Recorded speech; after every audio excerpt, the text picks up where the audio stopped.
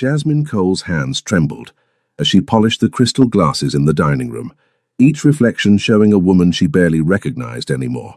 3 years ago, she'd worn a white dress in a secret ceremony, her hand in Min Jun's, as he promised her forever.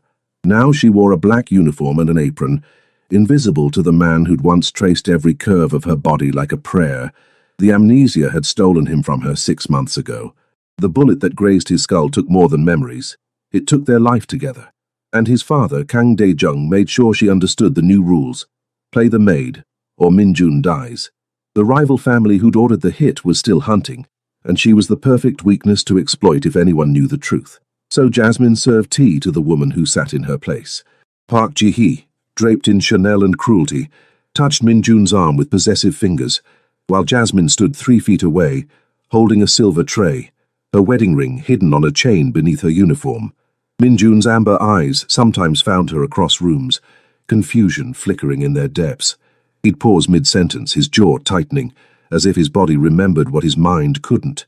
Those moments were agony and hope, twisted together. Tonight would shatter everything. Ji-hai had found the marriage certificate hidden in the library, and she was ready to destroy Jasmine in front of everyone. The Chicago wind howled against the floor-to-ceiling windows of the Kang mansion, but inside, the dining room blazed with warm light and cold tension. Jasmine moved between the guests with practiced invisibility, refilling wine glasses and removing plates. 20 people sat at the table, family members, business associates, and the wolves who circled Min Jun's empire, waiting for weakness. She felt Ji-hai's eyes tracking her like a predator. The woman had been particularly vicious today, sending Jasmine back to the kitchen 4 times for trivial mistakes, her voice dripping with contempt each time. The help is so incompetent these days, Min Jun. Perhaps we need to make changes. Min Jun barely looked up from his phone, his jaw set in that familiar hard line. He'd been distant all week, locked in his study, surrounded by documents he couldn't remember creating. The amnesia had left gaps everywhere, business deals he didn't recall making, enemies he couldn't identify, and a persistent feeling that something crucial was missing. Jasmine, Ji-hai's voice cut through the dinner conversation. Bring more champagne. We're celebrating. Jasmine's stomach clenched. She returned with a chilled bottle, her hand steady despite the dread pooling in her chest. Ji-hai accepted it with a smile that had too many teeth.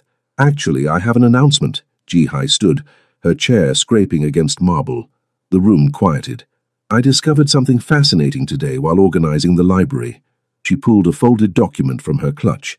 It seems our dear Maid has been harboring quite the fantasy. The blood drained from Jasmine's face. No, not like this. This, Ji-hai waved the paper, is a marriage certificate, claiming that she, a common maid, is married to Min Jun. Her laugh was cruel and sharp. Can you imagine? The delusion? The room erupted. Gasps, whispers. Min Jun's head snapped up, his eyes finding Jasmine's for the first time all evening. Something flickered in those amber depths. Confusion, anger, something else she couldn't name. Kang Dae-jung stood abruptly at the head of the table. This is absurd. The girl is clearly mentally unstable. We'll have her removed immediately. No, Ji-hai's smile widened. I think we should address this properly. After all, she's been serving us for months with these delusions. She approached Jasmine, circling her like a shark. Did you forge this document? Or are you simply that pathetic, fantasizing about a man so far above you? Jasmine's throat closed. She couldn't defend herself without signing Min Jun's death warrant. The rivals were watching, always watching. If they knew he'd married her, that she mattered to him, they'd use her to destroy him. Her voice cracked. I'm sorry. I don't know where that came from. Liar! Ji-hai hissed. Her hand shot out, grabbing the collar of Jasmine's uniform. You know exactly where it came from. You probably made it yourself, you pathetic, desperate. The sound of fabric tearing split the air. Ji-hai ripped Jasmine's uniform from collar to waist, buttons scattering across the marble floor like shrapnel. The black fabric hung in tatters, exposing Jasmine's bra and the chain around her neck, the chain holding her wedding ring. There, Ji-hai's voice dripped venom. That's where you belong. Stripped down to your true worth. Nothing. Jasmine stood frozen, arms crossed over her chest, tears burning behind her eyes. She wouldn't cry. She wouldn't give them that satisfaction. But humiliation crashed over her in waves, drowning her dignity. The room was silent. Even the servers had stopped moving. Then Min Jun stood. The movement was slow, deliberate. His chair hit the floor behind him with a crash that made everyone flinch. His face had gone completely blank, that dangerous emptiness that used to terrify his enemies. His hands, resting on the table, trembled slightly. "Everyone out!" His voice was barely above a whisper, but it carried the weight of absolute authority. No one moved. "Out!" The roar exploded from him, and suddenly everyone was scrambling for the doors. Family members, associates, even his father hesitated only a second before retreating. Only Ji-hai remained, her confidence faltering. "Min Jun, I was just... You touched her." His words fell like ice. He moved around the table toward Jasmine, each step measured. When he reached her, he shrugged off his suit jacket and wrapped it around her shoulders, his hands lingering on the fabric. "You put your hands on her." Something was happening to his face. Pain. Recognition. His fingers found the chain around Jasmine's neck, pulling the ring free from beneath the jacket. The platinum band caught the light, engraved with their wedding date and a line in Hangul, "Yongwonhi Naijos," forever mine. Min Jun's breath caught. His thumb traced the engraving, and Jasmine watched the exact moment the dam broke. Memories crashed behind his eyes, fragments at first, then flooding. The art gallery where they met, their first kiss in the rain, the secret wedding in the courthouse, her laugh, her body beneath his, her name whispered like a prayer at 3 a.m. Jasmine. He said her name like he was remembering how to breathe. His hands came up to frame her face, and tears, she'd never seen him cry, tracked down his cheeks. "Oh God, Jasmine, what did they do to you? What did I—" "You didn't know," she whispered, her own tears finally breaking free. "You couldn't remember." "I should have known." His forehead pressed against hers, his body shaking. "My body knew. Every time I saw you, I felt I couldn't understand why it hurt so much to look at you." His thumb brushed across her lips. "Why I wanted to kill anyone who spoke to you roughly.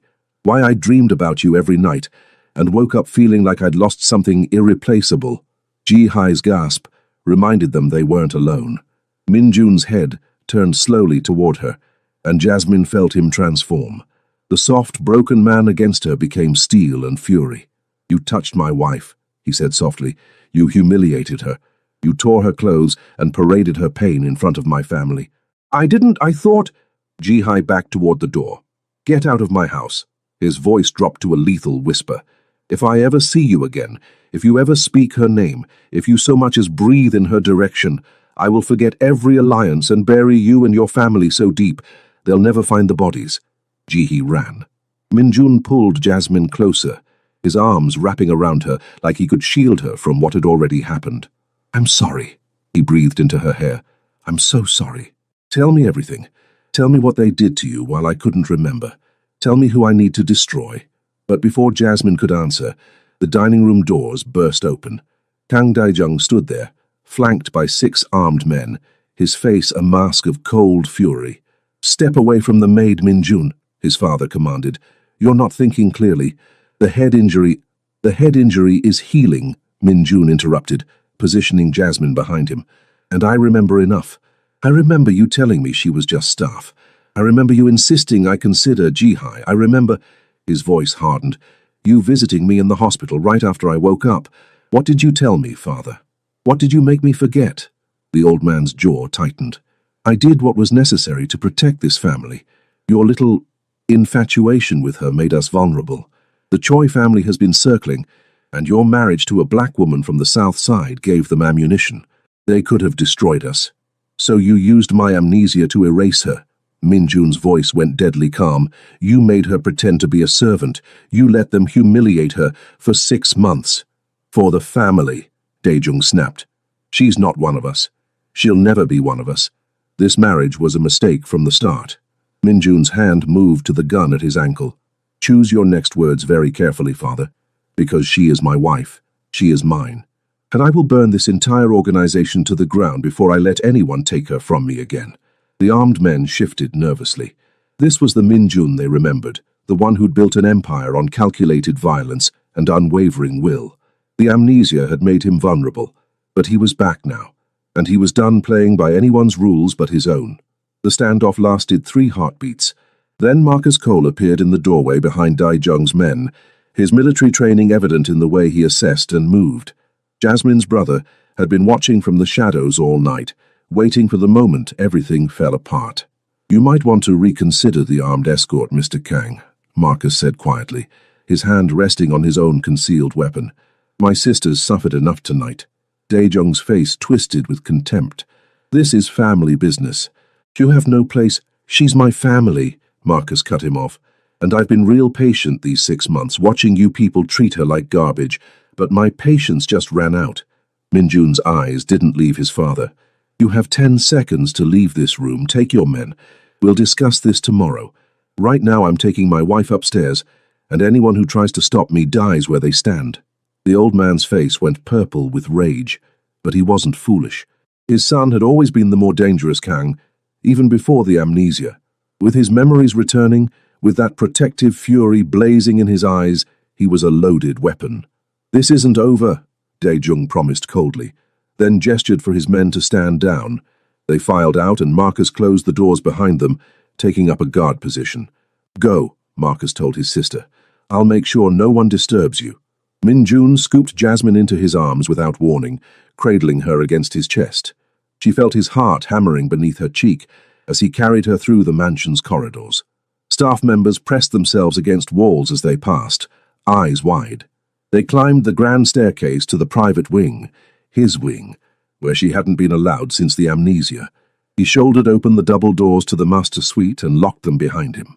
The room was exactly as she remembered. Dark wood furniture, floor-to-ceiling windows overlooking the Chicago skyline, the massive bed where they'd spent countless nights tangled in each other. Minjun set her down carefully, his hands trembling as they cupped her face. "Let me see you," he whispered hoarsely.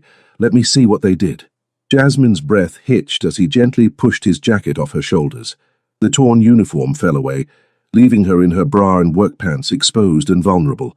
But his eyes held no judgment, only anguish. His fingers traced the chain around her neck, following it down to where her wedding ring rested against her skin.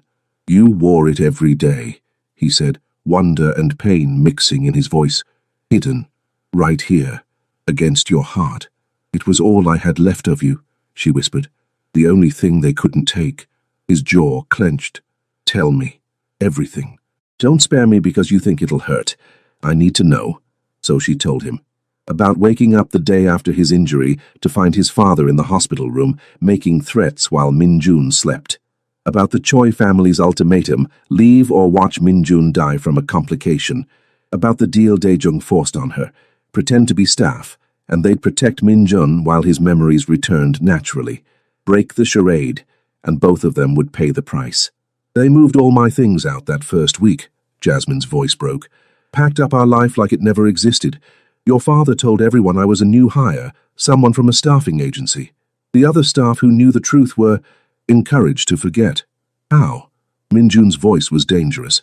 "Money, threats, I don't know. But no one acknowledged me.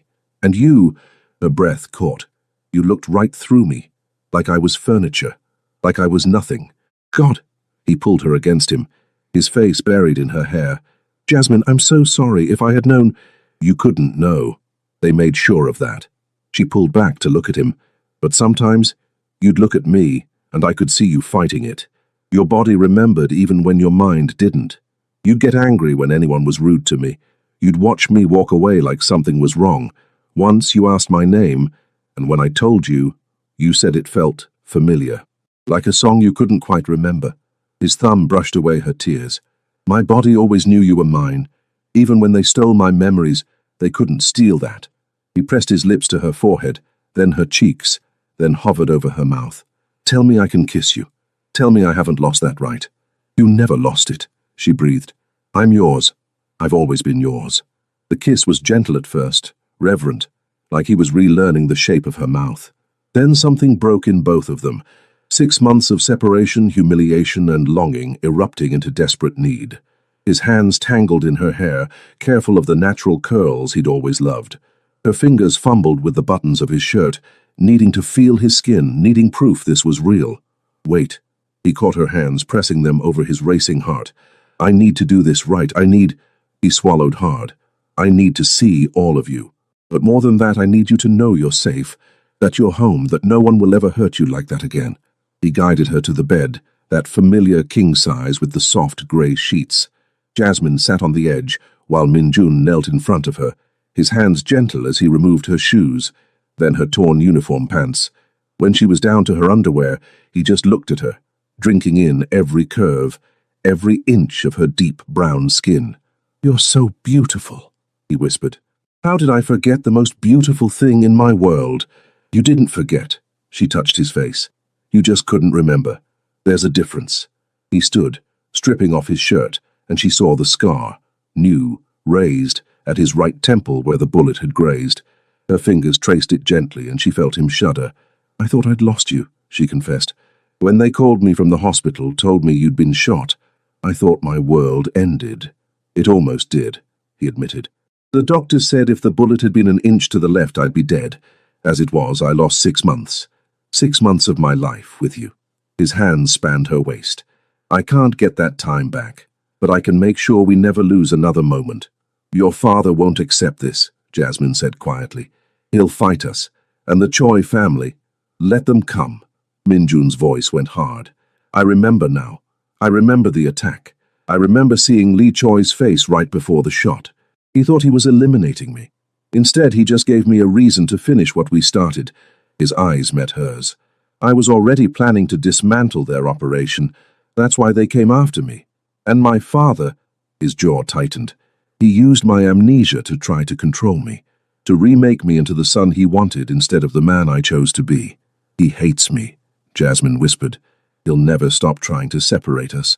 "Then he'll fail repeatedly," Minjun said simply, "because I'm not giving you up. Not for him, not for the family, not for anyone." He pulled her to her feet, his hands sliding around to unhook her bra. "Tonight, I'm reclaiming my wife.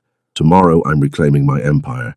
And anyone who stands between me and either will learn exactly why people fear the Kang family." He laid her back on the bed, covering her body with his, and for the first time in 6 months, Jasmine felt whole. His lips traced paths down her neck, across her collarbone, mapping the territory his mind had forgotten, but his body clearly remembered. When he reached the swell of her breasts, he paused, looking up at her. "Tell me if I'm doing anything wrong," he murmured. "If anything's different, if anything hurts." "Nothing's different," she assured him, threading her fingers through his dark hair. "You loved me like this before. Slow, gentle, like I was precious." "You are precious." He kissed the valley between her breasts. "You're everything." The rest of the night blurred into sensation, his hands relearning every curve, his mouth finding every sensitive spot, their bodies reconnecting in the way only lovers who've been separated can. There was desperation and tenderness, passion and relief. When he finally entered her, they both gasped at the rightness of it, the coming home feeling of two pieces finally fitting back together.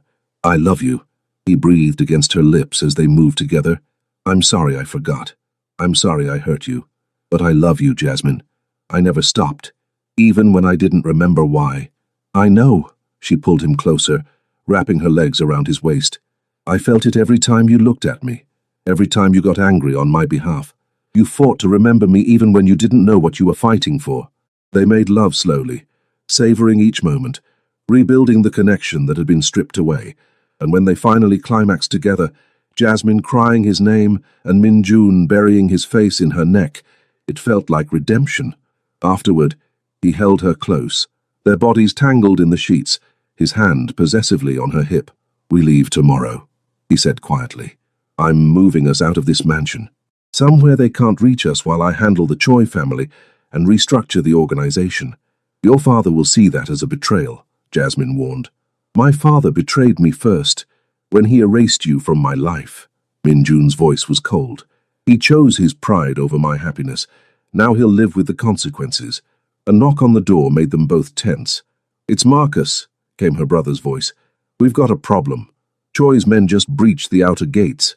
They know Minjun's memories are back, and they're coming to finish what they started." Minjun was off the bed instantly, pulling on his pants. "How many?" "At least 15, maybe more. Your father's men are engaging, but—" Marcus's voice was grim. "I think some of them are letting Choi's people through. This might be an inside job." Jasmine's blood went cold. An inside job meant Dae-jung wasn't just trying to separate them, he was trying to eliminate Min-jun entirely.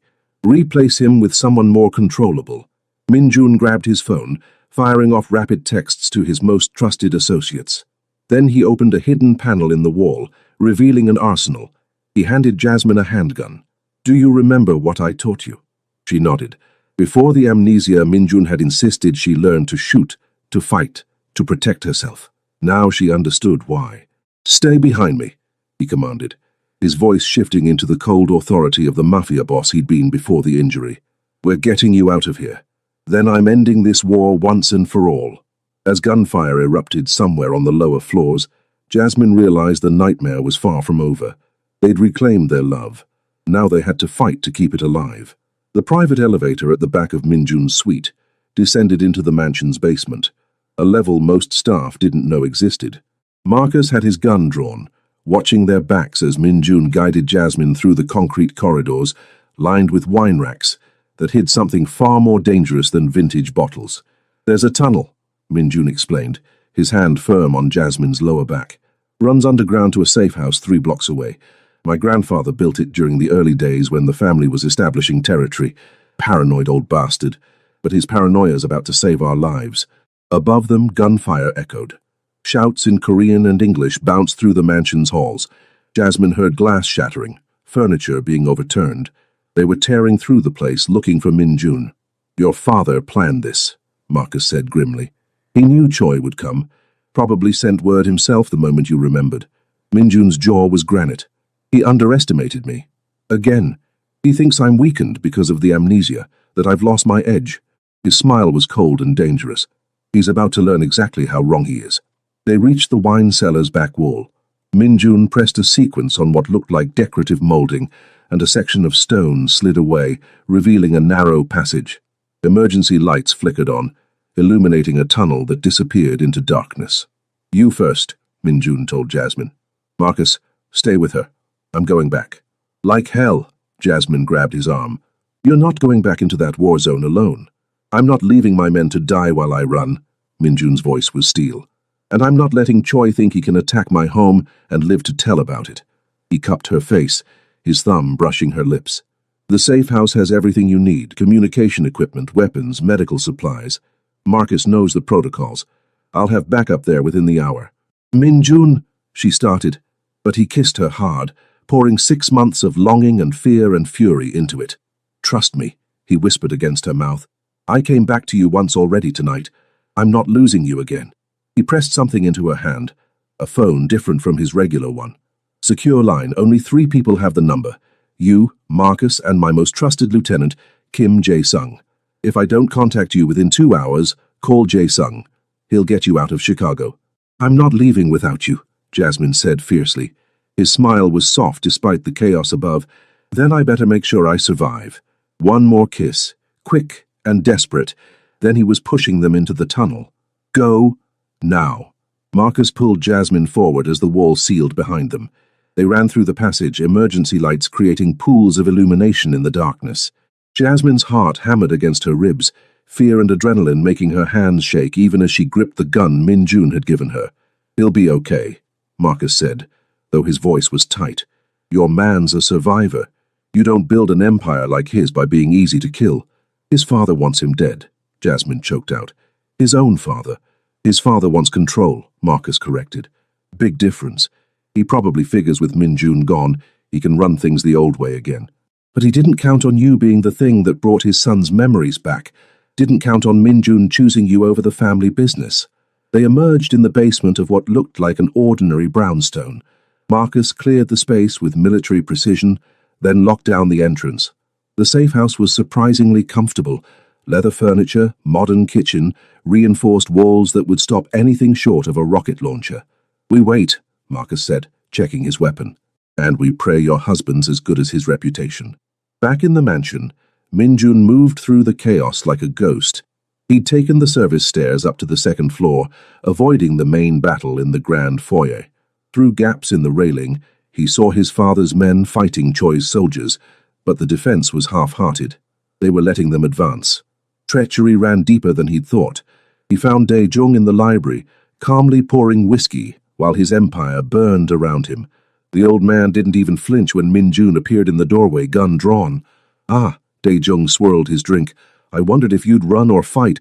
Should have known you'd be stupid enough to stay." "You called them." Min Jun's voice was dead calm. "You told Choi, I remembered. You ordered your own men to stand down and let him slaughter me." "I ordered them to allow a natural resolution to an ongoing problem," Dae-jung corrected. "You've become a liability, son.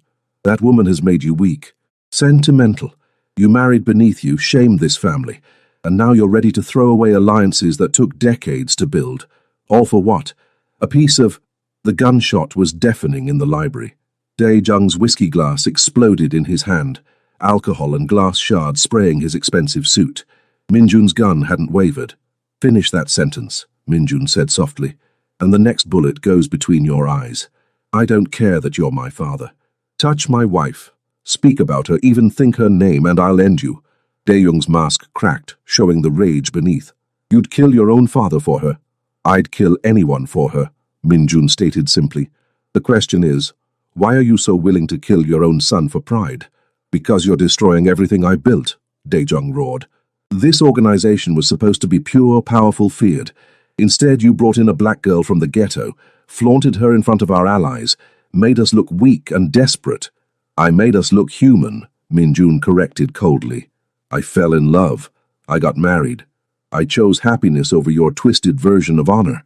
He stepped closer, gun still trained on his father's chest. "And that's what you couldn't stand. That I chose something other than your approval." Footsteps pounded in the hallway. Lee Choi appeared with 6 armed men, their weapons immediately training on Min Jun. The Choi family boss was in his 50s, scarred and cruel, his smile showing too many gold teeth. "Kang Min Jun," Choi said in Korean. "The prodigal son, we thought the bullet would finish you. Clearly we need to try again." "Clearly you're dumber than I remember," Min Jun replied in the same language, not lowering his gun despite being outnumbered. "Walking into my house. Again? Did the first attempt teach you nothing?" "The first attempt taught me that your father's loyalty is for sale," Choi glanced at Dae-jung, "and that you're distracted by pussy. Makes you predictable." Min Jun's finger tightened on the trigger, but before anyone could fire, the library's windows exploded inward. Smoke grenades hit the floor, flooding the room with thick grey clouds. Gunfire erupted, not from Choi's men, but from outside. Return fire forced everyone to dive for cover. Through the smoke, Kim Jae-sung appeared like an avenging angel, flanked by a dozen of Min Jun's most loyal soldiers. They'd been waiting for Min Jun's signal, a text sent the moment he'd left Jasmine in the tunnel. "Boss?" Jae-sung tossed Min Jun a submachine gun. "Thought you might need backup." The firefight was brief and brutal. Choi's men were good, but Min Jun's were better, and they were fighting on home territory. Within minutes, 4 of Choi's soldiers were dead, 2 wounded, and Choi himself was on his knees, Jae-sung's gun pressed to his temple. Dae-jung had tried to run and made it as far as the hallway before another of Min Jun's men stopped him. Now father and enemy knelt side by side while Min Jun stood over them, his white shirt, still unbuttoned 4 buttons down, splattered with gunpowder residue and someone else's blood. "Here's what's going to happen," Min Jun said quietly, the dragon tattoo on his neck seeming to writhe in the smoke-filtered light. "Choi, you're going to call off every soldier, every assassin, every 2-bit criminal you've sent after me. You're going to withdraw from the territories you tried to take during my absence, and you're going to pay reparations for the attack on my home. And if I refuse?" Choi spat blood. Min Jun smiled, cold and terrifying. "Then I release the evidence I've been gathering for the past year about your human trafficking operations, not to rival families, to the FBI. Let's see how long you last in federal prison." Choi's face went white. "You wouldn't. That's not how we handle things." "I don't care how we handle things anymore." Min Jun crouched down to eye level. "You shot me. You tried to take my empire. Worse, you thought you could do it while I was vulnerable. That's not just bad business. That's personal. And I take personal very seriously." He stood, gesturing to Jae-sung. "Get him out of here. Make sure he understands the terms. If I hear he's even looked at our territory wrong, send me pieces of him until there's nothing left to send." As they dragged Choi away, Min Jun turned to his father. The old man looked smaller somehow, diminished by his own betrayal. "I loved you," Min Jun said quietly. "For years. I tried to be the son you wanted. I built this empire bigger than you ever dreamed. I was ruthless when necessary, merciful when strategic. I gave you everything." He shook his head. "But it was never enough, because I wasn't you. I made my own choices. I fell in love with a woman you didn't approve of, and that was unforgivable to you. She's beneath you." Dae-jung's voice was hoarse. "She'll ruin you." "She saved me," Min-jun corrected. "She gave me a reason to be more than just the monster you trained me to be, and you tried to erase her from my life." He pulled out his phone, pulling up a document. "This is your retirement, effective immediately. You'll keep your property, your accounts, your reputation, but you're out of the organization. You no longer have authority, territory, or soldiers." "You can't," Dae-jung started. "I already did," Min-jun cut him off. "The family council met an hour ago. Emergency session. Jae-sung presented evidence of your collaboration with Choi, your plan to have me killed. They voted unanimously to remove you." He leaned close. "You should be grateful I'm giving you anything at all. If it was up to me, you'd join Choi in whatever hell I'm sending him to. But Jasmine, my wife, the woman you tried to destroy, she asked me not to kill you. Said you're still my father, that I'd regret it." He straightened. "So you get to live, but you don't get to be part of our lives. You don't get to see your future grandchildren. You don't get to call yourself my father anymore. You're just a bitter old man who chose pride over love and lost everything that mattered." Dae-jung looked up at him, and for the first time, Min-jun saw fear in his father's eyes. "You'll regret this. That girl will leave you. They always do." "Then I'll have loved and lost," Min-jun said simply. "But at least I'll have lived, which is more than you can say." He gestured to the guards. "Get him out. Make sure he's on a plane to Korea by morning. And spread the word. Anyone who harms him answers to me. He's exiled, not executed. That's my gift to the man who raised me. It's more than he deserves." As they escorted Dae-jung away, Jae-sung approached, his expression carefully neutral. "The mansion's secure, boss. We lost 3 men, 6 wounded. Choi lost most of his assault team. Take care of our dead," Min-jun ordered. "Full honors. Their families get 5 years' salary and protection. The wounded get the best medical care we can buy." He looked around the destroyed library, his favorite room now scarred with bullet holes and bloodstains. "And get a cleaning crew. I want this place spotless by morning." "You're staying?" Jae-sung sounded surprised. "No." Min-jun headed for the door. "I'm going to my wife. But this is still my home. I'm not letting Choi or my father or anyone else drive me out." He paused at the doorway. "Send word to all our allies and rivals. The period of weakness is over. Kang Min-jun remembers everything, and he's done playing nice." Jasmine was pacing the safe house living room when the secure phone rang. She lunged for it, her heart in her throat. "It's me," Min-jun's voice came through, slightly rough, but alive. "It's over. I'm coming to you." She sagged against the counter, relief making her legs weak. "You're okay? You're really okay?" "Few scratches. Nothing serious. Choi's neutralized. My father's handled." His voice softened. "I'm sorry I took so long. There was cleanup to manage." "I don't care," Jasmine breathed. "Just get here, please." 5 minutes, he promised. "And Jasmine, I love you. I'm never letting anyone separate us again." When he walked through the safe house door 10 minutes later, bloodied but whole, Jasmine threw herself into his arms. He caught her easily, holding her like she was the only thing keeping him anchored to earth. "We won," he whispered into her hair. "It's over. We won." But as Marcus watched them from across the room, he couldn't shake the feeling that this was just the beginning. Min-jun had made powerful enemies tonight, and winning the battle didn't always mean winning the war. 3 weeks later, Jasmine stood in front of the floor-to-ceiling windows of their new penthouse in downtown Chicago, watching the sun set over Lake Michigan. The space was modern, sleek, with none of the heavy history of the Kang mansion. It was theirs, a fresh start. Min-jun's arms wrapped around her waist from behind, his chin resting on her shoulder. "What are you thinking about?" he murmured. "How different everything is," she admitted. 3 weeks ago I was serving tea and pretending not to know you. Now I'm standing in our home wearing your ring on my finger where everyone can see it, and you've restructured your entire organization." "Not restructured," he corrected, pressing a kiss to her neck. "Revolutionized. Cleaned house. Half the old guard is gone.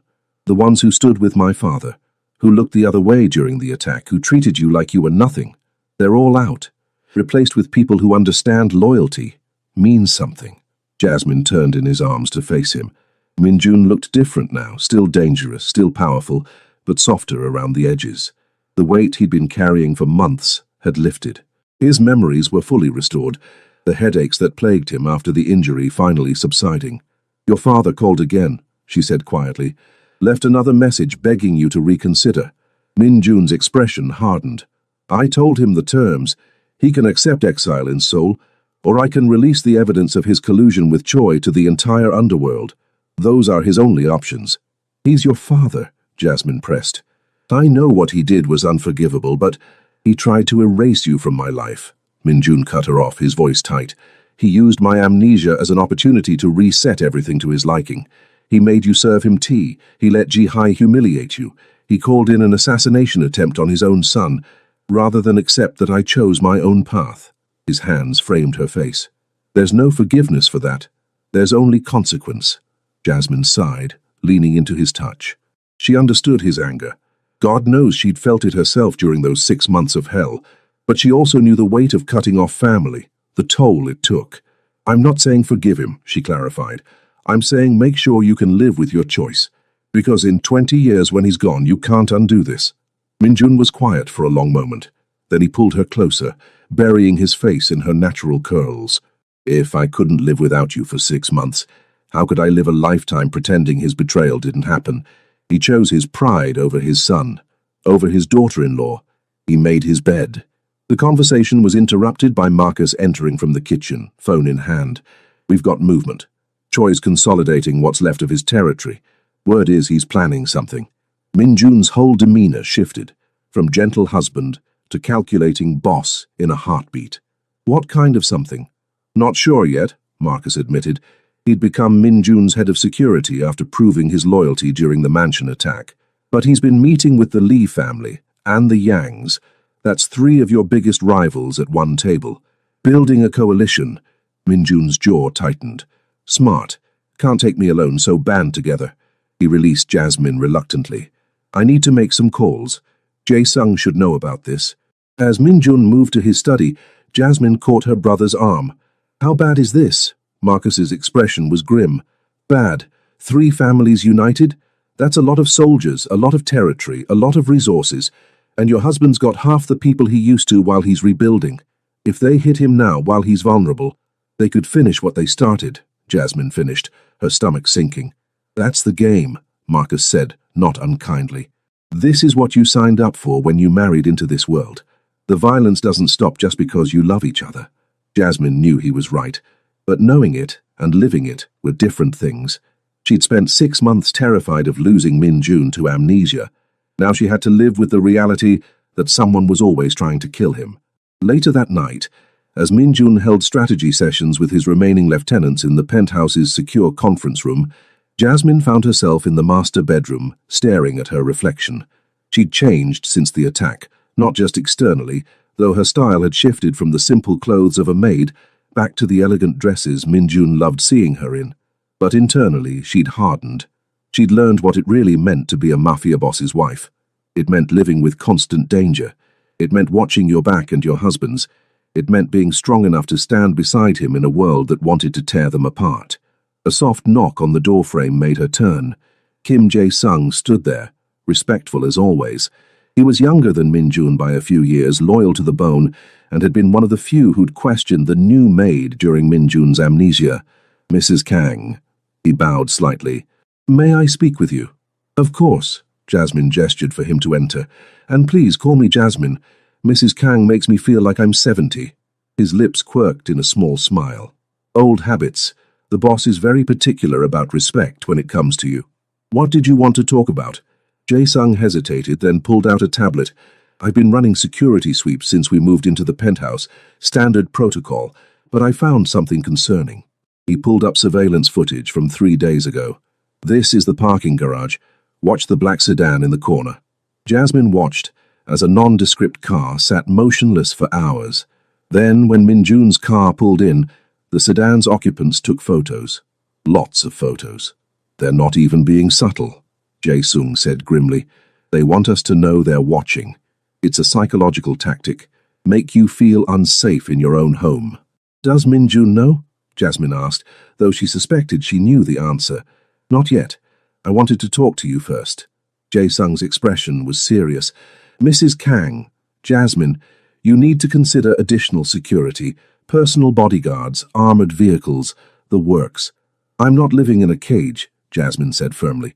I'm not suggesting you do, Jae-sung countered, but your husband has enemies who know the fastest way to destroy him is through you. During his amnesia, they couldn't exploit that connection. Now they can. They will. His words settled like ice in her stomach. What are you really saying? I'm saying that loving Minjun made you a target, Jae-sung said bluntly, and being black in a predominantly Asian underworld makes you an even bigger one. Some of these families, they're traditional, old world. They see your marriage as an insult, a weakness to exploit. They'll come after you to hurt him. Jasmine had known this intellectually, but hearing it stated so boldly made it real.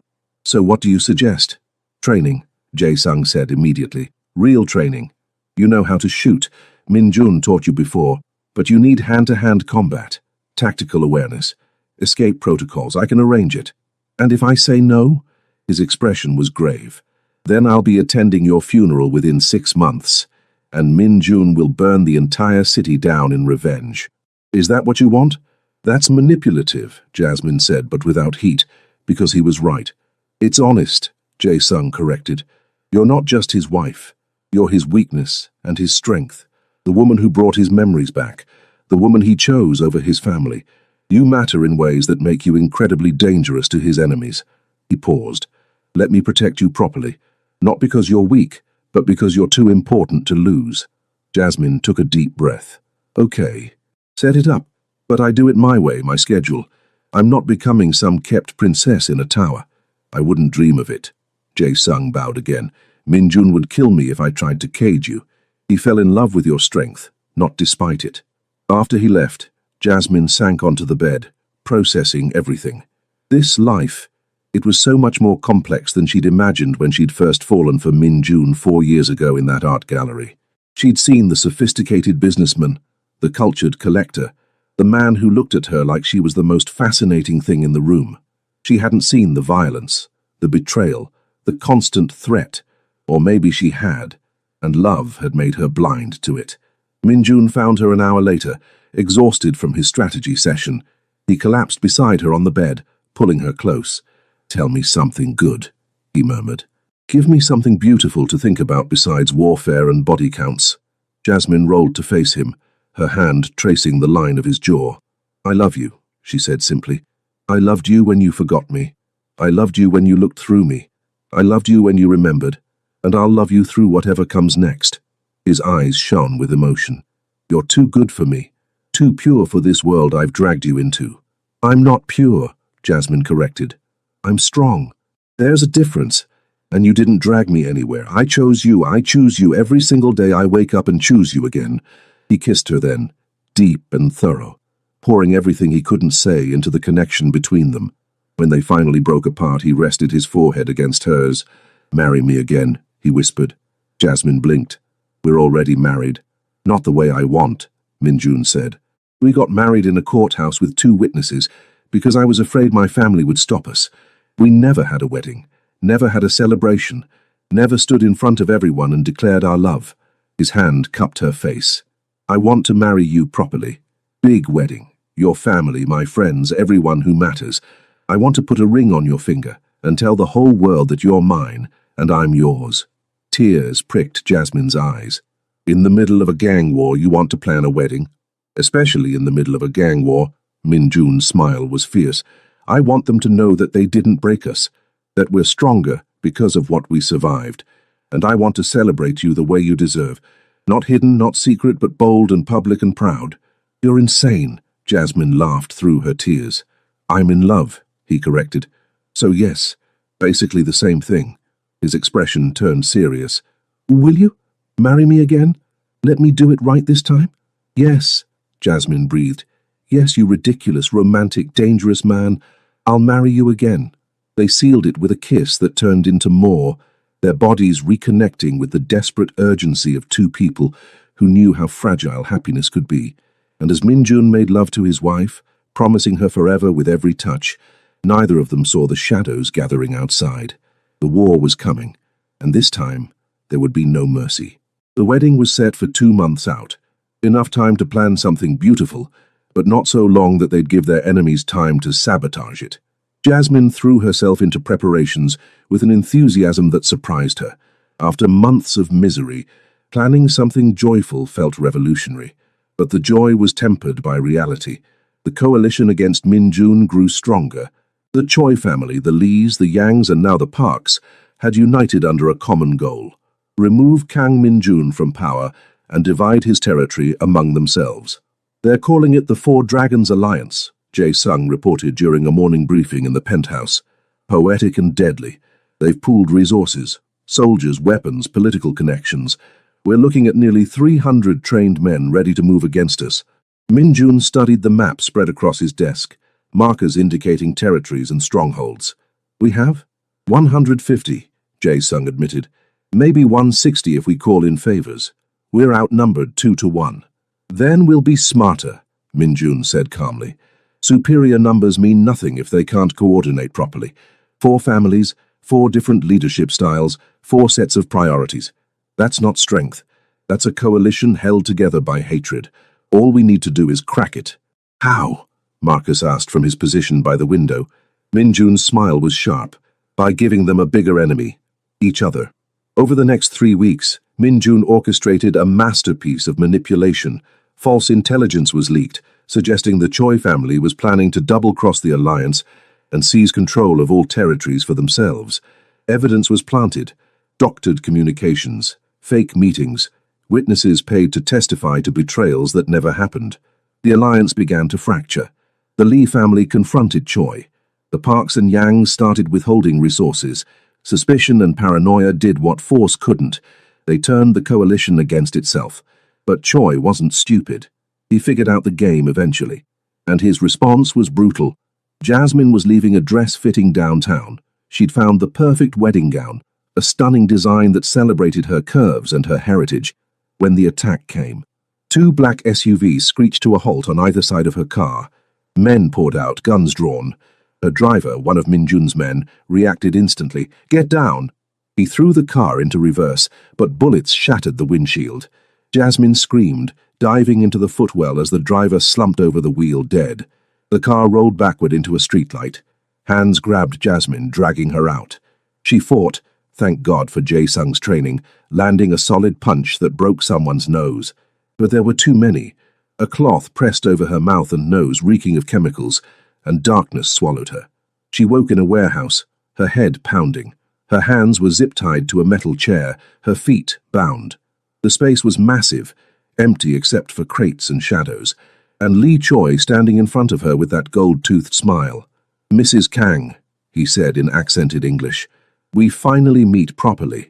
I must say you're much more beautiful up close. I can see why Min-jun was willing to destroy everything for you." "Go to hell," Jasmine spat. "Eventually," Choi chuckled. "But first, we're going to send your husband a message. You see, I've realized something. Destroying Min-jun's organization wasn't enough. I need to destroy him personally, break him so completely that he'll never recover. And you—" He traced a finger down her cheek and she jerked away. "You're the key to that." "He'll kill you," Jasmine said with certainty. "Whatever you do to me, he'll make you pay for it 1,000 times over." "Oh, I'm counting on it." Choi's smile widened. "I want him to come.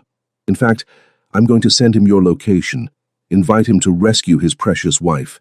And when he arrives, when he's desperate and reckless and focused only on saving you, my men will kill him. You'll watch him die, just like I watched my brother die in Min-jun's last territory war."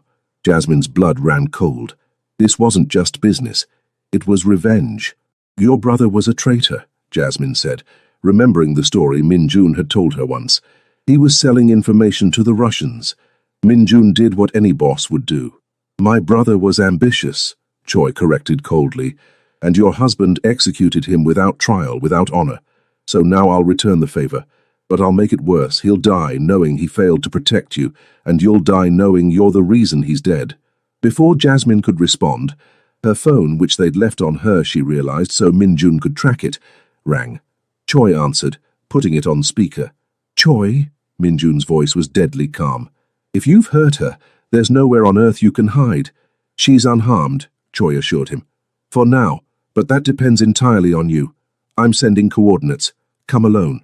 No soldiers, no backup, no tricks. Just you. Trade yourself for her, and I'll let her go. Bullshit, Minjun snarled. You'll kill us both. Probably, Choi admitted cheerfully. But this way she has a chance. Don't come, and I'll take my time with her. Make it last days. Send you pieces. His voice dropped. What's it going to be, Minjun? Your life for hers? Isn't that what love is? Silence on the other end. Then, send the coordinates. I'm coming. No, Jasmine screamed. Don't, it's a trap. I know. Minjun's voice was soft, just for her. But I don't care. I'm not losing you. Not again. Then to Choi.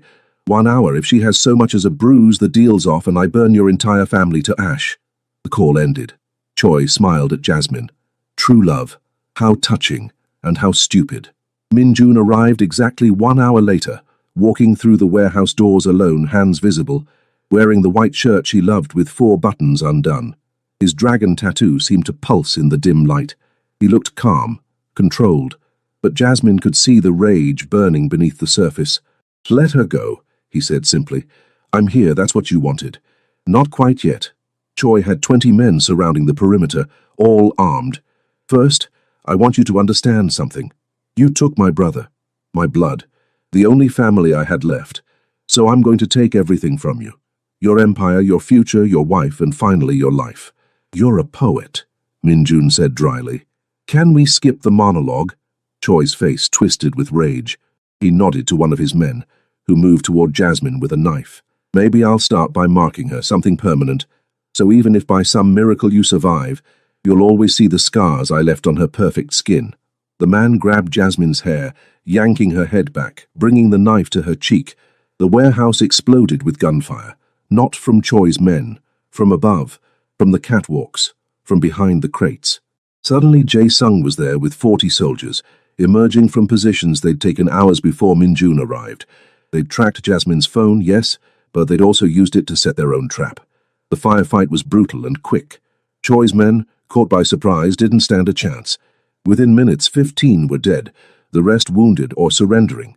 Choi himself took a bullet to the shoulder, dropping to his knees. Minjun crossed to Jasmine in 3 strides, cutting her bonds with a knife he'd had hidden at his ankle. She collapsed into his arms, shaking with adrenaline and relief. I've got you, he murmured. You're safe. I've got you. You came, she choked out. Even though you knew it was a trap. Of course I came. He pulled back to look at her. You're my wife. My world. There's nothing I wouldn't risk for you. He kissed her forehead, her cheeks, her lips. Are you hurt? Did he touch you? I'm okay, Jasmine assured him. Scared, but okay. Minjun nodded, then stood, his entire demeanor shifting as he approached Choi. The wounded man looked up at him with hatred and fear mixed in equal measure. You were right about one thing, Minjun said quietly. Love does make you stupid, makes you reckless, makes you willing to walk into obvious traps. He crouched down to Choi's level. But it also makes you creative, desperate, willing to do absolutely anything to protect what's yours. He stood, pulling his gun. You wanted revenge for your brother. I understand that. Family is important. But you made a mistake. You went after my wife. You touched her, threatened her, tried to use her to hurt me. His voice went cold. That's not just business. That's personal. And I take personal very, very seriously. Wait, Choi started, but the gunshot cut him off. Jasmine flinched, but didn't look away. This was her world now. This was the price of loving a man like Minjun. Not just the romance and the passion, but the violence and the darkness. Minjun holstered his gun and turned to Jae-sung. Clean this up. Send word to the other families in the alliance. Choi's dead. His territory is now ours. Anyone who wants to continue his vendetta can meet the same fate, or they can accept the new reality and coexist peacefully. And if they choose war, Jae-sung asked, then we give them war, Minjun said simply. But we do it smart. No more being reactive. We go on the offensive. We don't wait for them to attack. We hit first, hit hard, and hit so completely that no one else even thinks about moving against us. He returned to Jasmine, scooping her into his arms. I'm taking my wife home, handle the rest. In the car, a different one with bulletproof glass and armor plating, Jasmine finally let herself break. The adrenaline crashed, leaving her shaking and sobbing against Minjun's chest. He held her through it all, one hand stroking her hair, the other pressed against her back. I thought they were going to kill you, she choked out. I thought I was going to watch you die. Never, he promised fiercely. I'm not leaving you, not for anything. He tilted her face up to his. But we need to talk about security, about protocols, about... I know, Jasmine cut him off. I know I need to be more careful. I know I can't go places alone anymore. I know the rules changed today. She took a shaky breath. But I'm not going to live in fear. I'm not going to hide. If I do that, they win. Then we find a middle ground, Minjun said. Better security, but still freedom. More training, but still independence. We adapt. His hand cupped her face. I need you safe, Jasmine. Not just for my sake, but for yours. For our future. For the life we're building. Our future, Jasmine repeated, and something in his tone made her look closer. Minjun, what aren't you telling me? He was quiet for a long moment, then, the wedding, I want to move it up, not 2 months from now, 2 weeks. 2 weeks? Jasmine blinked. That's not enough time to... I don't care about the details, he interrupted. I care about standing in front of everyone and claiming you as mine. Officially, publicly, permanently. His eyes held hers. Today reminded me how fragile life is, how quickly everything can be taken away. I don't want to wait anymore. I don't want to give the universe another chance to separate us. Jasmine thought about it. The logical part of her brain said it was too fast, too rushed. But her heart knew he was right. They'd already wasted 6 months. Why waste any more time? Okay, she agreed. 2 weeks. We'll make it work. We'll make it perfect, Minjun corrected. Because you deserve perfect. You deserve everything. They spent the rest of the ride in silence, holding each other, grateful for survival, planning for the future. And when they got home, Minjun made love to her, with a tenderness that brought tears to her eyes, every touch a promise, every kiss a vow. They'd survived. They'd won. And in 2 weeks, they'd celebrate it properly. The next morning, Jasmine woke to find Minjun already dressed, standing at the window overlooking the city. She padded over to him, wrapping her arms around his waist from behind. Couldn't sleep, she murmured. Too much to think about, he admitted. The Choi situation is handled, but the other families are still out there.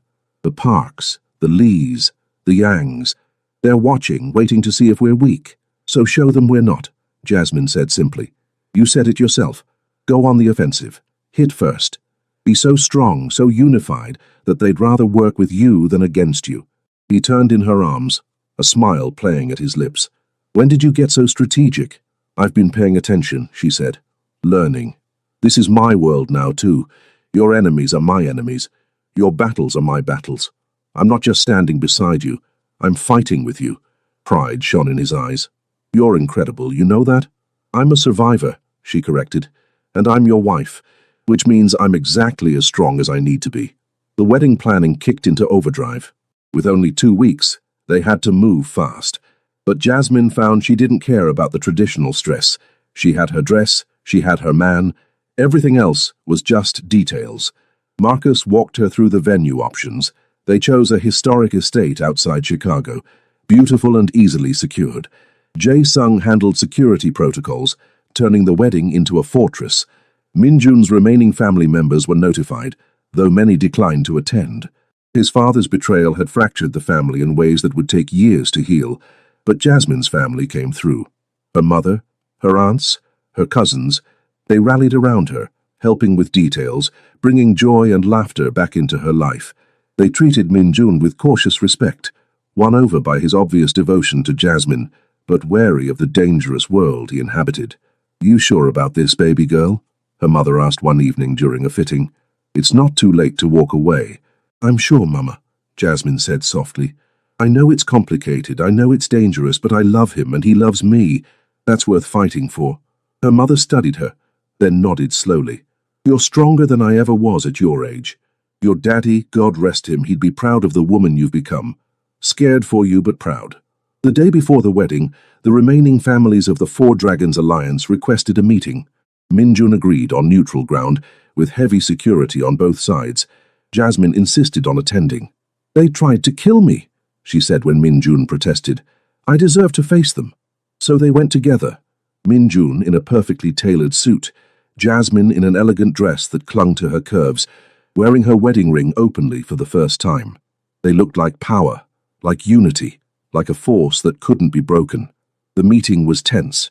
The Lee, Park and Yang family heads sat across from them, their expressions ranging from hostile to calculating. "Choi's death changes things," Lee Sung-min said carefully. "He was the driving force behind the alliance. Without him, you're left with a choice," Minjun finished. "Continue a war you can't win, or accept peace and prosperity." He leaned forward. "I'm not my father. I don't rule through fear alone. I rule through strength, yes, but also through mutual benefit. Work with me and you'll find I'm a generous ally. Work against me," his voice hardened, "and you'll find I'm a ruthless enemy. Choi learned that lesson. I'd prefer you didn't have to." "And her?" Yang Jinho gestured to Jasmine with barely concealed distaste. "Your wife? She's a liability, a weakness." Minjun's expression went ice cold. "She's my strength. She's the reason I'm stronger now than I've ever been. And anyone who touches her threatens her, or so much as looks at her wrong will suffer consequences that make Choi's death look merciful." He stood, pulling Jasmine to her feet beside him. "Gentlemen, you have 24 hours to decide. Peace or war. Choose wisely."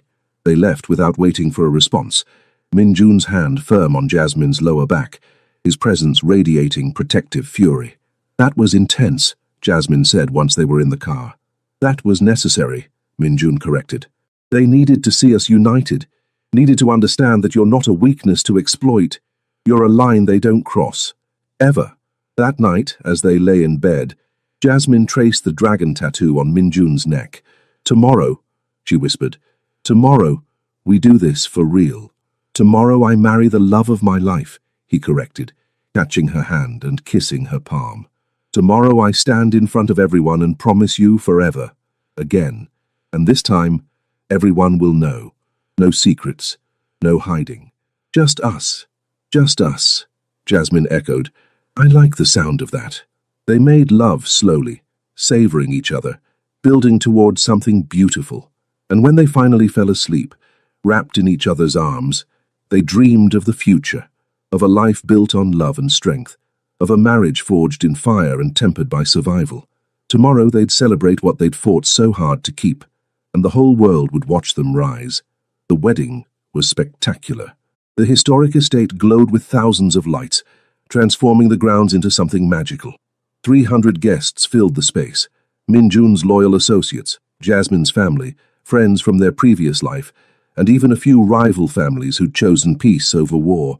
Jasmine walked down the aisle on Marcus's arm, her natural curls crowned with flowers, her dress a masterpiece that celebrated her body and her heritage. And at the end of the aisle stood Minjun, devastatingly handsome in a custom black tuxedo, his eyes shining with tears as he watched her approach. The ceremony was a blend of cultures, Korean traditions, honoring his heritage, African-American customs celebrating hers. They exchanged vows in both English and Korean, promising forever in 2 languages. When the officiant pronounced them husband and wife, Minjun pulled Jasmine into a kiss that was equal parts tender and possessive, claiming her in front of everyone. The reception was joyous. They danced their first dance to Etta James, Minjun whispering promises in her ear as they swayed together. Jasmine's family embraced him, won over completely by his obvious adoration. Jae-sung gave a toast that was both heartfelt and strategic, sending a message to everyone present. The Kang family was stronger than ever. As the night wound down, Minjun pulled Jasmine aside to a quiet terrace overlooking the grounds. "I have something for you," he said, pulling out a velvet box. Inside was a necklace, a platinum chain with a pendant that took her breath away. It was a dragon and a phoenix intertwined, rendered in exquisite detail, surrounded by diamonds. "In Korean mythology," Minjun explained as he fastened it around her neck, "the dragon represents power and protection. The phoenix represents rebirth and grace. Together, they're unstoppable." His hands lingered on her shoulders. That's us. We died. Our life, our memories, our connection. And we were reborn. Stronger, fiercer, unbreakable. Jasmine turned to face him, tears streaming down her face. I love you so much it scares me sometimes. Don't be scared, he murmured, wiping her tears away. Be brave, be bold, be exactly who you are, and I'll be right beside you, every step of the way. As fireworks exploded over the estate, Minjun's surprise gift, Jasmine looked around at everything they'd built. Their love had survived amnesia, betrayal, violence, and hate. It had endured when everything tried to tear them apart. And now, standing in the light of the fireworks, surrounded by people who loved them, officially married in every way that mattered, Jasmine knew something with absolute certainty. They'd won. Not just against their enemies, but against fate itself. They'd fought for their love and they'd won, and nothing would ever separate them again. Minjun pulled her close, his lips finding hers as the crowd cheered and the fireworks painted the sky with color. You belong to me, he whispered against her mouth, echoing the words from the night everything changed. And you belong to me, Jasmine whispered back. Forever. Forever, he agreed. Starting now. 6 months later, Jasmine stood in the penthouse, her hand resting on her barely there baby bump, watching the sun set over Chicago. The city that had witnessed their pain now witnessed their joy. The families who'd opposed them had either made peace or been dismantled. The organization was stronger, more prosperous, more unified than ever, and Kang Daijung, living in exile in Seoul, had missed everything. The wedding, the peace, the announcement that he would be a grandfather. He'd chosen pride over love, and now he lived with the emptiness. Minjun wrapped his arms around her from behind, his hands covering hers on her stomach. How are you feeling? Perfect. Jasmine leaned back against him. Tired, but perfect. Boy or girl, he asked, not for the first time. Doesn't matter, she said, also not for the first time. Healthy, that's all that matters. Healthy and loved, Minjun corrected. Loved more than any child has ever been loved. Jasmine turned in his arms, her hands framing his face. We made it. Through everything, we made it. We did, he agreed, and we'll keep making it. Every day, every challenge, together. As they kissed, surrounded by the evidence of their survival and success, Jasmine knew their story was far from over. There would be more challenges, more enemies, more obstacles, but they'd face them all the same way they'd faced everything else. Together, unbreakable forever. The Mafia boss and his wife, the dragon and the phoenix, the love that refused to die. Their story would become legend,